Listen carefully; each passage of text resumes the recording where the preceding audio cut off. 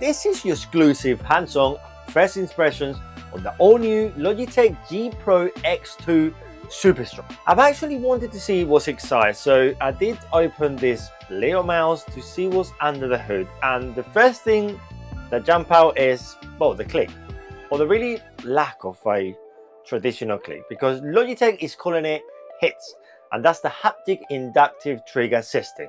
Instead of a mechanical switch snapping metal together, it detects you press electronically.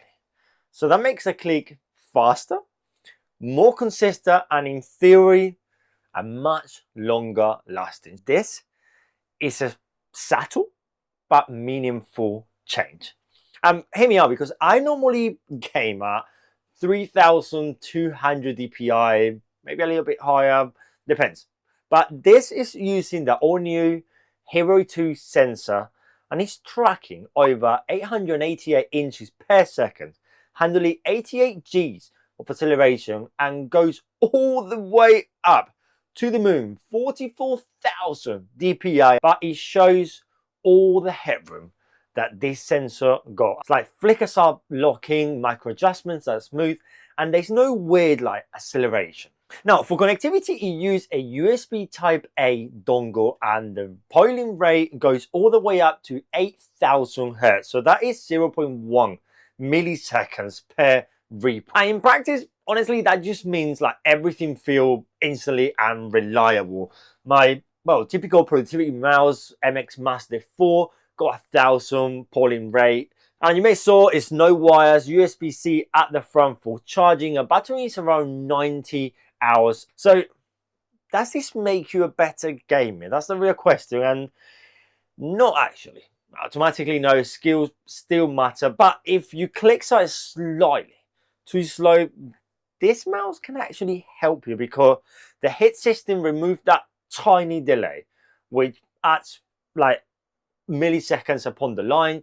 So the buttons themselves feel tight and super control. And well, as I said, you can tune it all up in the software, and it doesn't got a feeling. And at the beginning is a bit weird. However, if you ever have used the MX Master 4, this other side is the same. You do feel a tiny vibration inside. It's not a real button. It's just a motor like doing some tiny vibration. This is literally the same. It's doing the same. The buttons are not clicking nowhere. Internally, by software, it's doing a tiny vibration. So it's no click, as you can hear, but you do feel that the mouse is clicking, just because we do need that feedback. But all these mouses, this is the G542X, it does click. Got another mouse here, gaming mouse, it does click.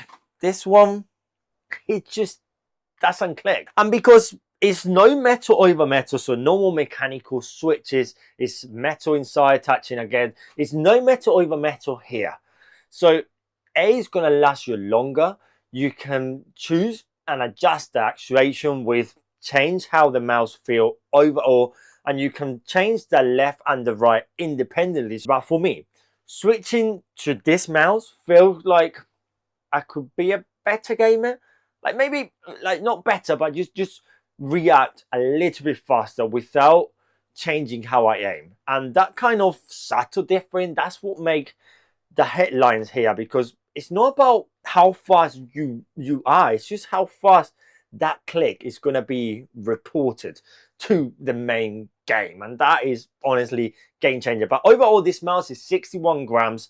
It's a symmetric mouse and have 5 buttons. It's simple, it's no RGB, no gimmicks, just a little bit of branding, black and white. It looks so slick and clean, and the shape is super natural. Like you can have this mouse in an office if you really want to. It just feels perfect. The grip, the hand size, like no matter how you hold the mouse, if it's claw, if it's fingers, if it's all palms down. But the drawback here, I mean, it's not a cheap mouse. It's £159, so it's not for your casual gamer. Like if you play loads of story gaming or you weekend shooters, maybe this is not for you. Maybe you're not spending all the money here. But it may seem like a very small quirk, like about the button, the trouble, but when that click is registering instantly, it's just brilliant. Like, and one tiny thing I want to point, because of course it's no click, so the way the spring comes, it feels a bit spongy compared to a full-on mechanical keyboard that got some resistance pushing. I did open it, as I mentioned. It got a little spring inside that is pushing the buttons back up. So overall, it doesn't really matter. It's a consistent mouse. It performs really, really good. But for my first impressions of this mouse, the story here is the hit. It's not about the 44,000 DPI. It's not about the 800 polling rate. It's not about the 61 grams of weight. Logitech didn't just update the mouse. It fully redesigned the click itself. Over time, I think this is the next move. The same as keyboards went from mechanical switches to now they've got magnetic mechanical switches that control the actuation point. This is the next thing. And I think Logitech just clicked it straight away. So yeah, just stay tuned guys for the full review. This is just, I had this mouse for like 2 days now. So honestly, this is hands-on, first impressions straight away on this all-new Pro X2 Superstrike by Logitech.